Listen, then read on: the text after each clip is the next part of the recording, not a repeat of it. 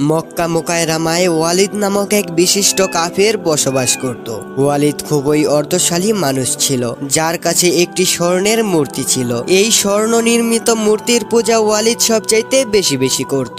একদিন ওয়ালিদ সেই মূর্তিটিকে পূজা করছিল। এমন সময় হঠাৎ করে সেই মূর্তি নাড়াচাড়া করে উঠল। মূর্তিটি হঠাৎ করে বলতে লাগলো, হে লোক সকল, মোহাম্মদ আল্লাহর রাসূল নয়, অতএব তোমরা তার কথা বিশ্বাস করবে না, তার কথা মতো তোমরা ইবাদত করবে না, তার কথা মতো তোমরা তোমাদের মূর্তি পূজা বন্ধ করবে না। এই কথা শুনে ওয়ালিদ একেবারে আশ্চর্যান্বিত হয়ে গেল। ওয়ালিদ খুশিতে আত্মহারা হয়ে সবাইকে ডেকে বলল, কে কোথায় আছো, জলদি এইখানে আসো, আমাদের দেবতা আজ কথা বলছে। ওয়ালিদের কথা শুনে মক্কার কাফেররা ছুটে মূর্তির সম্মুখে এসে হাজির হলো। তখন মূর্তিটি আবার বলল, হে লোক সকল, তোমরা শোনো, মোহাম্মদ ভণ্ড প্রতারক, সে কোনো নবী না, সে তোমাদেরকে ভুল পথে পরিচালিত করার চেষ্টা করছে, অতএব তোমরা কেউ মোহাম্মদের কথা মতো চলবে না। মূর্তির মুখে এই অলৌকিক শয়তানি বক্তব্য শুনে সকল কাফেররা অবাক হয়ে গেল এবং সবাই খুশিতে আত্মহারা হয়ে গেল। মক্কার কাফেররা ওয়ালিদকে বলল, অভিনন্দন বন্ধু, আজকে তোমার দেবতা আমাদের সাথে কথা বলেছে এবং সে স্পষ্টভাবে বলেছে মোহাম্মদ আমাদের কোনো রাসূল নয়। পরের দিন প্রকাশ্যে ঘোষণা করা হলো, ওয়ালিদের বাড়িতে একটি বিশাল সমাবেশের আয়োজন করা হয়েছে। সেই সমাবেশে প্রত্যেক মক্কাবাসী উপস্থিত হতে হবে, কেননা সেইখানে মোহাম্মদের ব্যাপারে ভগবান সরাসরি বক্তব্য প্রদান করবেন। পরের দিন মক্কাবাসীরা সবাই অতি উৎসাহের সাথে এবং আগ্রহ নিয়ে ওয়ালিদের বাড়িতে এসে উপস্থিত হলো, এটা জানার জন্য যে আসলেই কি তাদের ভগবান মোহাম্মদের সম্পর্কে সাক্ষী দেবে। পরের দিন ওয়ালিদের বাড়িতে বিশাল সমাবেশ বসলো। সেই সমাবেশে মক্কার কাফিররা হযরত মুহাম্মদ সাল্লাল্লাহু আলাইহি ওয়াসাল্লামকে দাওয়াত দিয়ে নিয়ে এলো। আল্লাহর রাসূল সাল্লাল্লাহু আলাইহি ওয়াসাল্লাম নিজে এসে মূর্তির মুখ থেকে কথা শোনার জন্য অপেক্ষায় ছিলেন এবং সাহাবীরাও অধীর অপেক্ষায় ছিলেন কখন এই স্বর্ণ নির্মিত মূর্তিটি কথা বলবে। আল্লাহর রাসূলের বিরুদ্ধে সবার নীরবতা ভেঙে হঠাৎ করে মূর্তির ভেতর থেকে অলৌকিক আওয়াজ ভেসে আসলো। এই কথা শুনে ওয়ালিদ আনন্দে আত্মহারা হয়ে উঠল। চিৎকার করে ওয়ালিদ বলল, এই লোকেরা দেখো, আমার ভগবান আজকে কথা বলছে, আমাদের ভগবান তোমাদের মোহাম্মদের ভণ্ডামির ব্যাপারে স্পষ্ট সাক্ষী দেবে। অতঃপর সেই মূর্তিটি স্পষ্টভাবে বলতে থাকলো, হে লোক সকল, তোমরা সকলেই ভালো করে শুনে রাখো যে হযরত মুহাম্মদ সাল্লাল্লাহু আলাইহি ওয়াসাল্লাম আল্লাহর প্রকৃত রাসূল, তার প্রতিটি কথাই সত্য এবং তার দ্বীন ইসলাম সঠিক। হে লোকেরা, তোমরা আর তোমাদের মূর্তিগুলো মিথ্যাবাদী, তোমরা নিজেরাও পথভ্রষ্ট এবং তোমাদেরকেও পথভ্রষ্ট করবে। যদি তোমরা এই সত্য নবী মুহাম্মদ সাল্লাল্লাহু আলাইহি ওয়াসাল্লাম এর উপর ঈমান না আনো, তবে তোমরা জাহান্নামে যাবে। অতঃপর তোমরা তোমাদের বিবেক বুদ্ধিকে ব্যবহার করে এই সিদ্ধান্ত নেও এবং সত্য নবী মুহাম্মদুর রাসূলুল্লাহ সাল্লাল্লাহু আলাইহি ওয়াসাল্লামের আনুগত্য করো। মূর্তির মুখ থেকে নবী মুহাম্মদ সাল্লাল্লাহু আলাইহি ওয়াসাল্লামের এমন প্রশংসা শুনে ওয়ালিদ যেন আকাশ থেকে পড়লো। ওয়ালিদ যেন কিছুতেই বিশ্বাস করতে পারছে না। গত 2 দিন আগে তিনি কি শুনলেন, সকল কাফের বন্ধুদেরকে কি শোনালেন, মূর্তি তখন কি বলছিল আর এখন ভরা মজলিসে বসে সবার সামনে কি বলছে। তিনি অবাক হওয়ার পাশাপাশি কিছুটা ভীত হয়ে পড়লেন এবং ওয়ালিদ প্রচন্ড রেগে গিয়ে তার স্বর্ণ নির্মিত মূর্তিটাকে ধরে মাটিতে এক আছাড় মেরে টুকরা টুকরা করে ফেললেন। প্রিয় দর্শক, এখন মন দিয়ে শুনুন আসলে ঘটনাটি কি ঘটেছিল। ওয়ালিদের বাড়িতে এই সমাবেশে রাসূল সাল্লাল্লাহু আলাইহি ওয়াসাল্লামকে অপমানিত করার জন্য নিয়ে আসা হয়েছিল, কিন্তু মূর্তির সাক্ষী অনুযায়ী মুহাম্মদ সাল্লাল্লাহু আলাইহি ওয়াসাল্লাম ইসলামের মর্যাদা আরো বেড়ে গেল। ওয়ালিদের বাড়িতে এই সমাবেশে রাসূল সাল্লাল্লাহু আলাইহি ওয়াসাল্লামকে অপমানিত করার জন্য নিয়ে আসা হয়েছিল, কিন্তু মূর্তির সাক্ষী অনুযায়ী মুহাম্মদ সাল্লাল্লাহু আলাইহি ওয়াসাল্লাম ও ইসলামের মর্যাদা আরো বেড়ে গেল। মূর্তির মুখে অলৌকিক কথা শুনে সেইখানে উপস্থিত কয়েকশো কাফির মুসলমান হয়ে গেল। সুবহানাল্লাহ, সুবহানাল্লাহ। আল্লাহর নবী হযরত মুহাম্মদ সাল্লাল্লাহু আলাইহি ওয়াসাল্লামকে অপমান করার জন্য নিয়ে আসা হয়েছিল, কিন্তু সেইখান থেকে হযরত মুহাম্মদ সাল্লাল্লাহু আলাইহি ওয়াসাল্লাম সম্মানিত ও বিজয়ের বেশে ফিরে আসলেন। পথের মধ্যে তিনি ঘোড়ায় আরোহী এক ব্যক্তিকে দেখতে পেলেন। তার হাতে একটি তলোয়ার ছিল, যা থেকে তখনও রক্ত ঝরঝর করে পড়ছিল। রাসূল সাল্লাল্লাহু আলাইহি ওয়াসাল্লাম তার তলোয়ারের দিকে তাকিয়েছিলেন। তারপর হযরত মুহাম্মদ সাল্লাল্লাহু আলাইহি ওয়াসাল্লাম তাকে জিজ্ঞাসা করলো, তুমি কে? তখন সে বলল, ইয়া রাসূলুল্লাহ, আমি একজন জিন। আমি একজন পরিপূর্ণ মুসলিম জিন। এক এবং অদ্বিতীয় সৃষ্টিকর্তায় বিশ্বাস করি এবং নবী মুহাম্মাদের ওপর ঈমান এনেছি। আমি তুর পাহাড়েই বসবাস করি। আমার নাম হলো মুহাইমিন আল আররাফ। আমি কয়েক দিনের জন্য বাহিরে কোথাও বেড়াতে গিয়েছিলাম। আর যখন আমি বাড়িতে ফিরে এলাম তখন আমি দেখতে পেলাম আমার পরিবারের সদস্যরা অঝরে কান্না করছে। আমি কান্নার কারণ জিজ্ঞেস করলে জানতে পারলাম আমাদেরই বংশে এক কাফের জিন যার নাম ছিল মাজফার, সে মক্কা মুকাররমায় এসে ওয়ালিদের স্বর্ণ নিমন্ত্রিত মূর্তির ভেতরে প্রবেশ করে রাসূল করিম সাল্লাল্লাহু আলাইহি ওয়াসাল্লাম এর বিরুদ্ধে আজে বাজে কথা বলা শুরু করছে। এবং আজকেও সে আবার এসেছিল যাতে সে আজকে ওয়ালিদের স্বর্ণ নিমন্ত্রিত মূর্তির ভেতরে প্রবেশ করে আপনার সম্পর্কে আজে বাজে কথা মানুষকে বলতে পারে। হে রাসূল করিম সাল্লাল্লাহু আলাইহি ওয়াসাল্লাম, এই কথা শোনা মাত্রই আমার প্রচন্ড রাগ হয়। আমি তরবারি নিয়ে তার পেছনে দৌড়ে তাকে ধরি এবং তাকে যাওয়ার পথেই আমি হত্যা করি এবং তারপর আমি নিজেই ওয়ালিদের স্বর্ণ নিমন্ত্রিত মূর্তির ভেতরে প্রবেশ করি। এবং আজকে ওয়ালিদের মূর্তি যা কিছু বলেছে তা মূলতই আমিই বলেছিলাম। হযরত মুহাম্মদ সাল্লাল্লাহু আলাইহি ওয়াসাল্লাম যখন সমস্ত ঘটনা এই মুসলিম জিনের কাছ থেকে শুনলেন তখন তিনি অনেক দুঃখ প্রকাশ করলেন এবং হযরত মুহাম্মদ সাল্লাল্লাহু আলাইহি ওয়াসাল্লাম তার অনুসারী মুসলিম জিনেদের জন্য দোয়া করলেন। একদিন প্রিয় নবী হযরত মুহাম্মদ সাল্লাল্লাহু আলাইহি ওয়াসাল্লাম মসজিদের নববীতে বসেছিলেন। তখন মদিনায় এমন একজন জিন প্রবেশ করেছিল যার অর্ধেক ছিল মানুষের আকৃতির এবং বাকি অংশ ছিল জিনেদের আকৃতির, অর্থাৎ আগুনের আকৃতি ছিল তার 40 গজ। সবাই তাকে দেখে ভয়ে পালিয়ে যেতে লাগলো এবং সবাই মসজিদে নববীতে এসে বলল, ইয়া রাসূলুল্লাহ সাল্লাল্লাহু আলাইহি ওয়াসাল্লাম, আমাদের এই বিপদ থেকে রক্ষা করুন।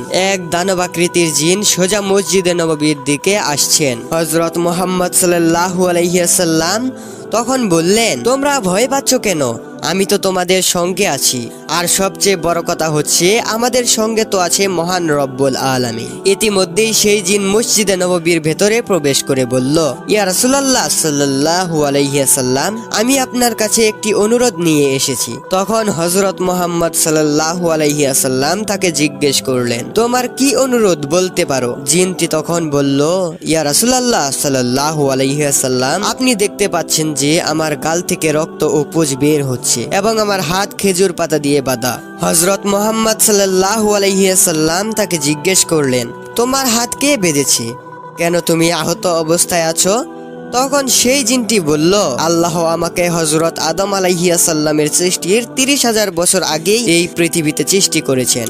আমার শক্তি ও ক্ষমতা সব জিন এবং অন্যান্য মাখলুকের চেয়েও বেশি ছিল, তাই আমি অন্য জনদের ওপর অত্যাচার করতাম। আমি যে জিনকেই সামনে পেতাম তাকে মেরে ফেলতাম এবং তাকে পঙ্গু ও আহত করে দিতাম।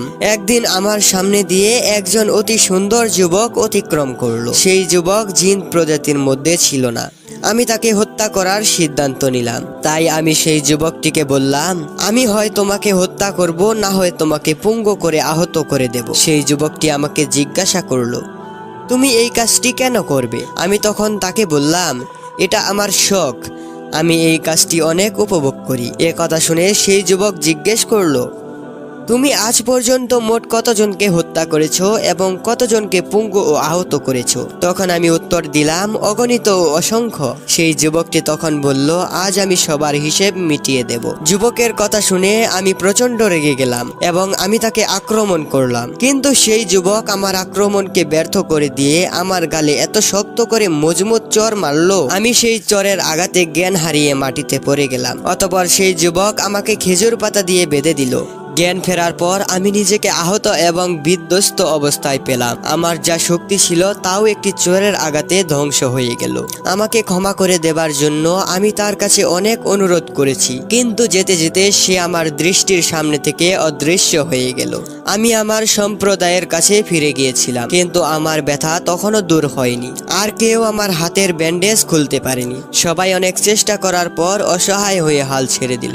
অতঃপর আল্লাহ তাআলা হযরত আদম আলাইহিস সালামকে সৃষ্টি করলেন। আমি তার কাছেও গিয়েছিলাম, তিনিও অনেক চেষ্টা করেছিলেন, কিন্তু তিনি খুলতে পারেননি। এরপর আল্লাহ অনেক নবী দুনিয়াতে পাঠিয়েছেন, কিন্তু কেউ আমার হাতের ব্যান্ডেজ খুলতে পারেনি। তারপর আমি হযরত ইব্রাহিম আলাইহিসসালাম এর কাছে গেলাম। তখন আল্লাহর পক্ষ থেকে হযরত ইব্রাহিম আলাইহিসসালাম এর নিকট ওহী আসলো, হে ইব্রাহিম, তাকে ছেড়ে দাও, এর হাতের বাঁধন সেই খুলবে যে তাকে বেঁধেছে। তখন আমি তাকে জিজ্ঞেস করেছিলাম, তাহলে কে আমার হাতটা বাঁধলো? তখন হযরত ইব্রাহিম আলাইহিসসালাম বললেন, হযরত মুহাম্মদ সাল্লাল্লাহু আলাইহিসসালাম, তিনি তোমার হাতের বাঁধন খুলে দিতে পারবেন। ইয়া রাসূল করিম সাল্লাল্লাহু আলাইহি ওয়াসাল্লাম, সেই থেকে আমি আপনার অপেক্ষায় ছিলাম। আজ আমার অপেক্ষার দিন শেষ হলো। এরপর নবী করিম সাল্লাল্লাহু আলাইহি ওয়াসাল্লাম সেই জিনটির হাত খুলে দিল এবং তার গাল থেকে রক্ত ও পুজ ঝরঝর করে পড়ছিল, সেটিও বন্ধ হয়ে গেল, সেটি থেমে গেল এবং তার আগের দৈহিক শক্তি সবই ফিরে এলো। হযরত মুহাম্মদ সাল্লাল্লাহু আলাইহি ওয়াসাল্লাম তখন জিনটিকে জিজ্ঞেস করলেন, এখন তুমি যাও, তুমি আজকে থেকে স্বাধীন। তখন সেই জিনটি বলল, এখন আমি কোথায় যাব? আমি 1000 বছর পর সত্য দিনের সন্ধান পেয়েছি। এখন আমি এই দিনের হক ছেড়ে কোথাও যাব না। সুবহানাল্লাহ, সুবহানাল্লাহ। শাহ ওয়ালিউল্লাহ এক রাতে নিজের ঘরে বসে কিতাব লিখছিলেন। সেই সময় কিতাব লেখা হতো দোয়াতের কালি এবং পাখির পালক দিয়ে। তিনি গভীর রাতে মনোযোগ সহকারে কিতাব লেখায় নিয়োজিত ছিলেন। এমন সময় বিশাল বড় এক সাপ দরজা দিয়ে তার ঘরের মধ্যে প্রবেশ করলো। সাপটি তাকে বিভিন্নভাবে কিতাব লেখা থেকে বিরত রাখছিল। তখন তিনি তার হাতে থাকা পালকটি দিয়ে সেই সাপের দিকে ছুঁড়ে মারলেন। তখন পালকের মাথার ধারালো অংশটি সাপের মাথায় গিয়ে বিঁধে গেল।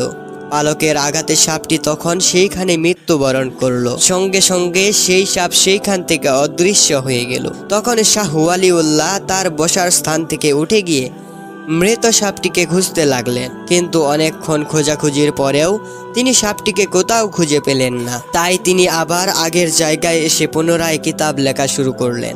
তিনি এমনভাবে কিতাব লিখছিলেন যে তার সম্পূর্ণ মনোযোগ ছিল শুধুমাত্র কিতাবের দিকে। কিছুক্ষণ পরে হঠাৎ করে দরজায় কে যেন নাড়া দিল।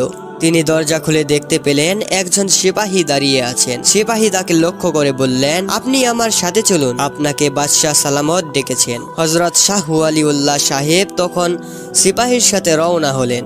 সিপাহী তখন তাকে লালকেল্লায় নিয়ে যাওয়ার পরিবর্তে বাহিরে কোনো এক পাহাড়ি গুহায় নিয়ে গেলেন। সেইখানে যাওয়ার পর সেই সিপাহী একাকী গুহার সামনে দাঁড়িয়ে বললেন, আপনি এই গুহার ভিতরে প্রবেশ করুন। তখন শাহ ওয়ালিউল্লাহ সাহেব গুহার ভেতরে প্রবেশ করলেন। যেখানে গিয়ে তিনি দেখতে পেলেন জিনদের বড় একটি সমাবেশ চলছে। সেখানে জিনেদের বাদশা রয়েছেন আর জিনেরা সমাবেশে ভিড় জমিয়েছেন এবং তার ডান পাশে ছিল বিশাল আকৃতির জিন। শাহ ওয়ালিউল্লাহ তখন দেখতে পেলেন তার সামনে একটা মৃতদেহ ঝুলিয়ে রাখা হয়েছে। একজন পুরুষ ও একজন মহিলা সেখানে দাঁড়িয়ে ছিল। তারা হযরত শাহ ওয়ালিউল্লাহ সাহেবকে ইশারা করে বললেন, এই লোকটি আমাদের ছেলেকে হত্যা করেছে, আমাদের কেসাস পাওয়া উচিত। হযরত শাহ ওয়ালিউল্লাহ সাহেব তখন সবকিছুই বুঝতে পারলেন যে সেই সাপটি কোনো সাপ নয়, একজন জিন। এবং তিনি সেই জিনকে লক্ষ্য করে বললেন, তোমরা আমার কাছ থেকে কেসাস নিতে পারবে না, কারণ হাদিস শরীফে উল্লেখ আছে, কেউ যদি তার আসল রূপ পরিত্যাগ করে অন্য কারো সামনে আসে, এরপর সেই ব্যক্তি যদি ভুল বোঝাবুঝির কারণে তাকে হত্যা করে, তাহলে সেই হত্যাকারীর কাছ থেকে কোনো কেসাস অথবা রক্তমূল্য কোনোটাই নেওয়া যাবে না। জিনেদের বাদশা তখন তার ডান পাশে থাকা জিনকে জিজ্ঞেস করলেন, এই হাদিসটি কি বিশ্বনবী হযরত মুহাম্মদ সাল্লাল্লাহু আলাইহি ওয়াসাল্লাম এর হাদিস থেকে এসেছে? তাদের কথা শুনে মনে হচ্ছিল যে ওই সকল জিনগুলো সবাই মুসলমান। তাদের পাশে থাকা বড় জিনটি তখন বলল, হ্যাঁ, এটি রাসূল আকরাম সাল্লাল্লাহু আলাইহি ওয়াসাল্লাম এর হাদিস। যখন উভয় জাহানের সর্দার রাসূল করিম সাল্লাল্লাহু আলাইহি ওয়াসাল্লাম এই হাদিসটি বর্ণনা করেছিলেন, তখন আমি রাসূল আকরাম সাল্লাল্লাহু আলাইহি ওয়াসাল্লাম এর দরবারে বসেছিলাম। এই হাদিস আমি নিজের কানে শুনেছি। তখন জিনদের বাদশা ওই হাদিস শুনে শাহ ওয়ালিউল্লাহ সাহেবকে ছেড়ে দিলেন এবং ওনার কাছ থেকে কোনো কেসাস নিলেন না। সারা পেয়ে শাহ ওয়ালিউল্লাহ সাহেব সেইখান থেকে চলে গেলেন এবং আল্লাহর দরবারে অসংখ্য শুকরিয়া আদায় করলেন এবং নিরচ্ছিন্ন মনে সে বাড়িতে ফিরে এলেন। প্রিয় দর্শক, আজকের এই ভিডিওটি আপনাদের কাছে কেমন লাগলো? অবশ্যই আপনাদের মূল্যবান মতামতটি কমেন্টের মাধ্যমে জানান। ভালো লাগলে সাবস্ক্রাইব করুন পরবর্তী ভিডিওটি সবার আগে পাওয়ার জন্য। আজকের মতো আপনাদের কাছ থেকে বিদায় নিচ্ছি। পরবর্তীতে আরও একটি সুন্দর ভিডিও নিয়ে আপনাদের মাঝে হাজির হব। ততক্ষণে আল্লাহ হাফেজ। আসসালামু আলাইকুম ওয়া রাহমাতুল্লাহি ওয়া বারাকাতুহু।